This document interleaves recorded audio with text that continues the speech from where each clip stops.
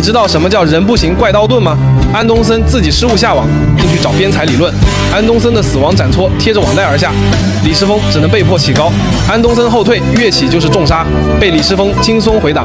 对手的正手底线，李世峰轻调往前。安东森本想秀一个，却失误下网。谁知道丢分后的安东森进去找边裁理论，他给出的理由却让人难以认同。就在刚刚，安东森回球的瞬间，裁判忍不住咳嗽了一声。安东森认为裁判的咳嗽干扰到他，两人只好去找主裁争论。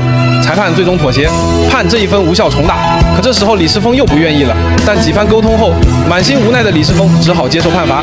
赛场本就人声嘈杂，观众呐喊，现场杂音本就是比赛常态。你认为安东森的要求合理吗？